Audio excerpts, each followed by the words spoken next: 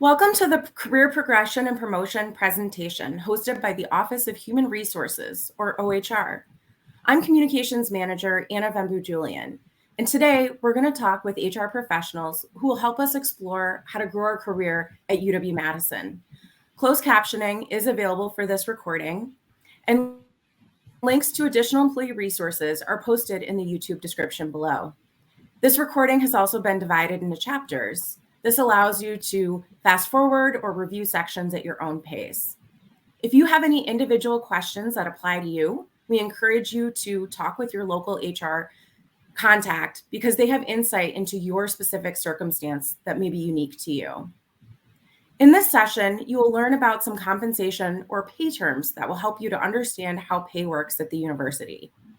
This includes understanding the salary structure and pay ranges, how pay is administered through the Salary Administration Guidelines. And you'll also learn how pay is determined by understanding new terms, such as salary grades and quartiles. And we'll also cover promotions and pay progressions. Last, we will then learn how to apply these concepts to our own personal career development. I'd like to introduce our HR experts. Today, I'm joined by my colleague, Compensation Administration Director, Megan Owens. Welcome, Megan. Hello, thank you for having me. We're happy to have you today. I'm also joined by Chief Employee Learning Officer, Lynn Freeman. Welcome, Lynn. Hello, thank you. Great to have you. I'm now going to turn it over to my colleague, Megan, to talk about compensation at UW-Madison. Before we get started, it's important to understand what a salary structure is made up of. A salary structure provides a framework to determine how employees are paid. A salary structure is made up of salary grades. Jobs in the same salary grade have similar pay in the market. Each salary grade has a salary range that includes a minimum and a maximum. A job is paid between the minimum and maximum of its salary grade. So on the next section, we are going to start to discuss what's called the Salary Administration Guidelines. The Salary Administration Guidelines is the documents that we use, the guidelines that we use to manage our salary structure. The Salary Administration Guidelines were developed with a total and title compensation project to ensure salaries and pay adjustments determined by using a consistent approach across the university, and that these salaries align with the compensation program's design and intent. You'll see a link to this document within the links at the bottom of the YouTube presentation. The SAG provides campus-wide salary administration guidelines that ensure best practices and consistency. It also ensures consistent market-based salary administration practices by maintaining parity, promoting equity, balancing market competitiveness with fiscal sustainability. It helps reduce liability and aligns with our UW-Madison compensation philosophy. Salaries are influenced by an individual's compensable factors. Compensable factors include performance, specialized skills, licenses, relevant experience, certifications, relevant education, and management responsibilities. We are now going to discuss how salary grades and quartiles and compensable factors factor into salary setting. So as we learned earlier, a salary grade is a range which has a minimum and a maximum. Salary ranges are further divided into quartiles. Each quartile makes up 25% of the salary range. So the first quartile is paid between the minimum of the salary grade and 25%. The second quartile is between 25% and the midpoint of the salary grade. And the third quartile is between the midpoint and 75%. And then the fourth quartile is between 75% and the maximum of the salary grade. One would expect to see employees earlier in their career in the first quartile, and the most experienced, most senior employees with high levels of compensable factors like knowledge, skills, and performance in the fourth quartile. Within the salary administration guidelines, there is a matrix that describes the typical employee characteristics for someone's placement in a salary range. In this matrix, you can see that in the first quartile, an employee is building both job knowledge and skills, as well as the ability to handle the full breadth of job duties and responsibilities. If you move to the third quartile, you see an employee has significant relevant experience and possesses all required knowledge and skills. While this matrix is written in general terms, we suggest to managers that they use this matrix to create one that is more tailored to an employee's specific job responsibilities. This is a great tool for communicating what level of proficiency is expected for success. For example, a job responsibility for a compensation analyst is to serve as a subject matter expert and unit liaison to human resources staff. If I were to take that job responsibility and apply the matrix to it, it could be in the first quartile, the compensation analyst is building relationships with divisional human resources representatives and able to answer basic questions. In the second quartile, the compensation analyst is able to answer all or most questions and is considered a resource and can leverage past knowledge and experiences in order to apply solutions to new situations. In the third quartile, the compensation analyst is able to answer all questions and works with human resources staff on complex classification and compensation issues and makes recommendations for solutions. And in the fourth quartile, we would expect to see a compensation analyst as someone who is considered a campus-wide resource and leads and coaches other compensation analysts and trains campus HR staff.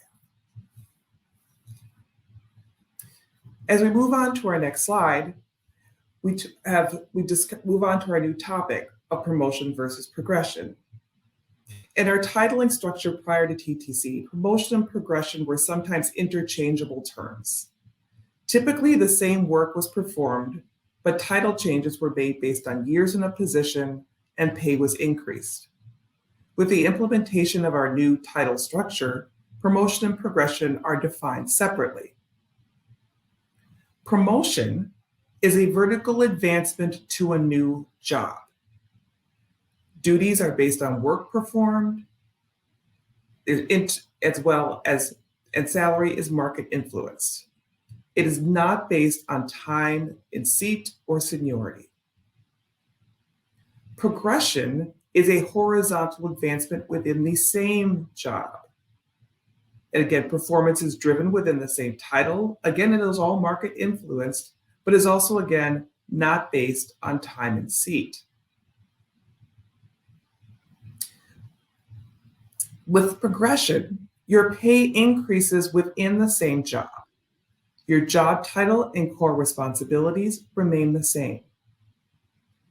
With promotion, you have a change in your job title and responsibilities in addition to an upward movement in the salary grade.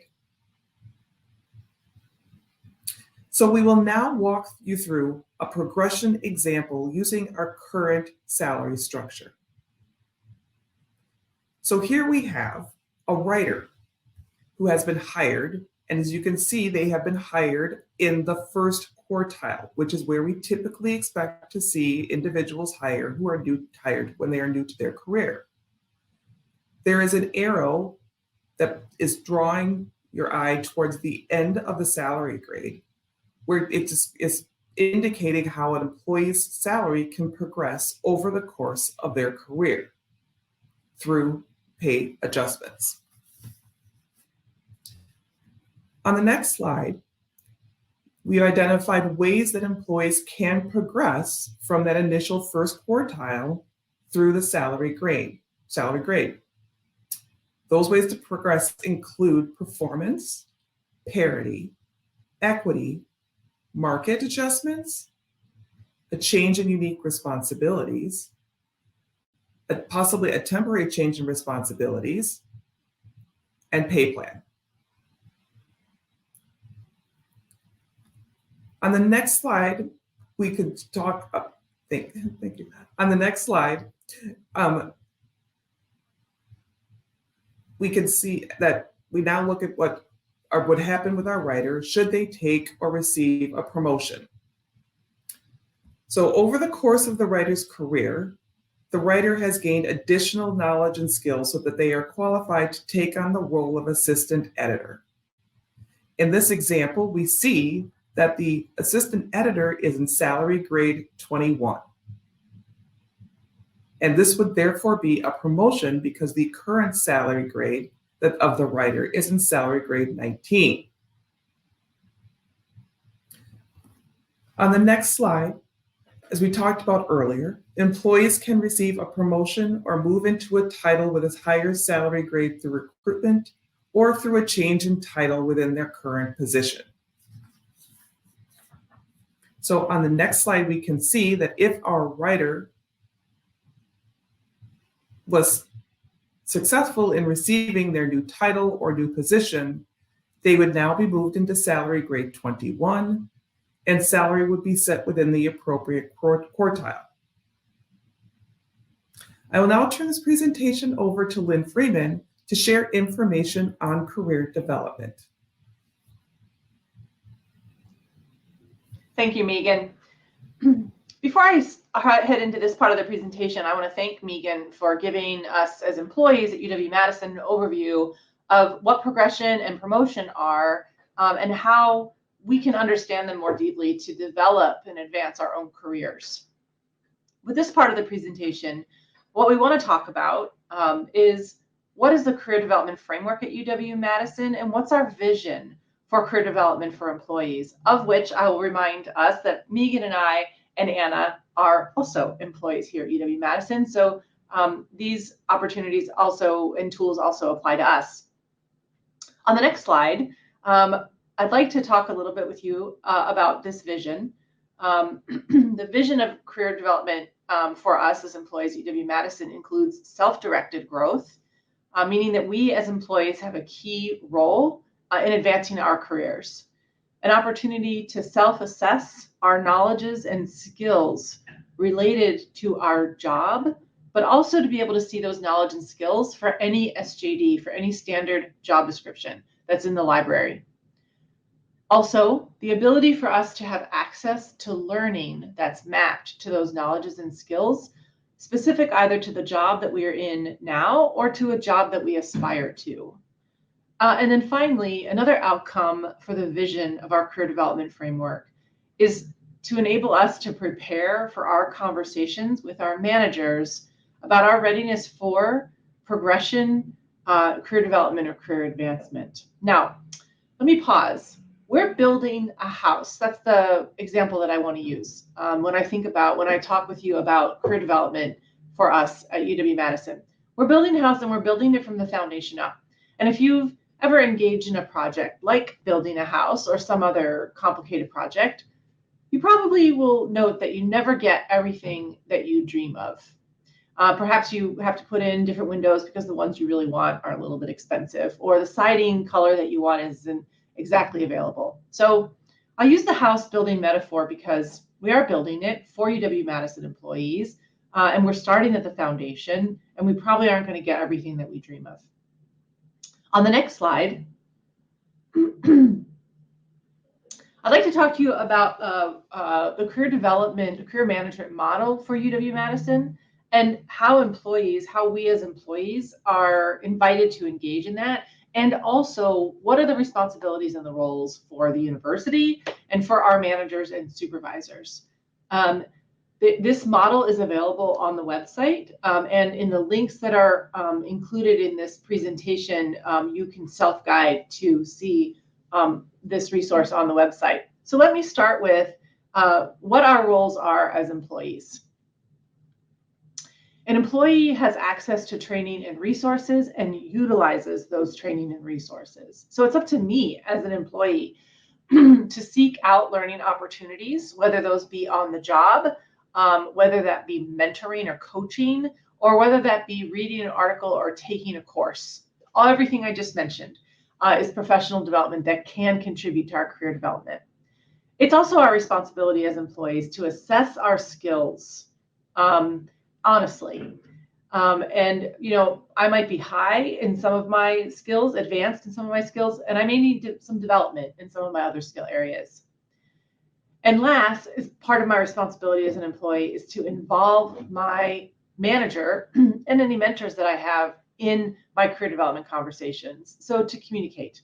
I'm also a manager. My role also, I'm a director, and I have people that report to me. Managers also have a role in this career development model here at UW-Madison and our vision for how career development works for employees. So if you're a manager, I invite you to pay close attention to this section, also illustrated in the diagram. So as managers, we need to recommend resources and training options for our employees. We need to be listening for those opportunities and also supporting our employees to engage in those resources on the job. Again, that could be taking a class, it could be reading an article, or it could be a stretch assignment. It could be inviting them to serve on a committee or participate in a work project that helps stretch their skills. That's the way that we support as managers the skill growth, the career development for our employees. And finally, to give feedback not only around those learning and development opportunities, but also to give feedback on the employees that we have reporting to us as skills and knowledges. How are they doing in their job? Where are their strengths? Where are there opportunities for growth? And then finally, as managers, we have to ensure that we are aligning our employees with what the organization needs. And so sometimes that might mean that the skills that our employee may need to shift based on what the organization may need. Finally, the last part of this slide in this model is what role does UW-Madison play as an organization, as our employer play in the career development framework, in the career development vision? First, the university defines career management, which is part of what we're doing in this presentation. It offers organizational support. We offer organizational support through things like websites, through manager supervisor training, and we also offer organizational support through access to learning for you as an employee. And then providing career management tools. Career management tools might include a self-assessment, a self-guided self-assessment. It might include a template for you to set goals for a conversation with your manager. That is an example. Those are examples of career management tools. So again, I invite you to take a look at this on the website and to think about, as an employee, how you can lean into your own career management and your own career development. On the next slide, we'll shift gears a bit and talk about building that house. This is a very fancy house because it's the image I could find. It's basically a temple. But where we're starting right now is at that foundational level of skills and knowledges. And we're starting with skills and knowledges because skills and knowledges are the foundations for learning and goal setting based on competencies. Let me give you an example of a skill, active listening. Active listening is defined as giving full attention to what other people are saying, taking time to understand the points that are being made, asking questions as appropriate, and not interrupting at inappropriate times. So that's an example of a skill that we are right now building some online resources for you to be able to access the skills and knowledges tied to your standard job description, but also for you to be able to see those skills and knowledges for any standard job description at the university. So where do these come from, you might wonder? The skills and knowledges and competencies are coming from something called the Occupational Network, which is a database managed by the U.S. Department of Labor.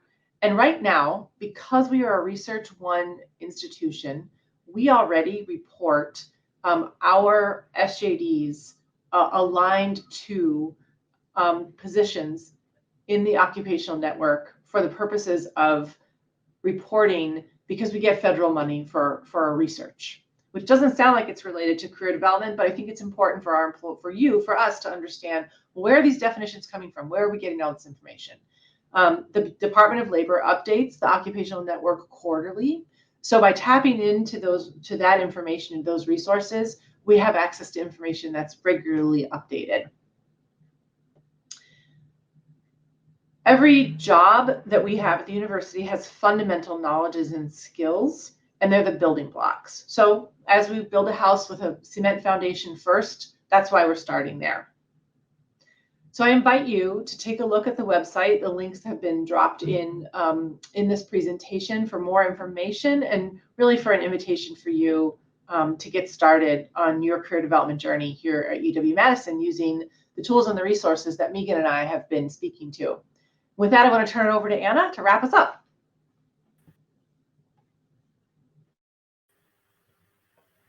Thank you so much, Lynn, and thank you so much, Megan, for sharing your expertise and knowledge with us so that we can understand how our career growth can work at the university. Now I'd like to just take a brief moment and just share with you some more and additional resources that are dropped in the links below. As always, you can find all of this content at hr.wisc.edu. And I encourage you to check out all of the jobs and job descriptions that are in the title and standard job description library. And that is at hr.wisc.edu/standard-job descriptions. Thank you so much for joining us today. And if you like this video, we encourage you to share it and to just hit the like button. Thank you so much and have a great day.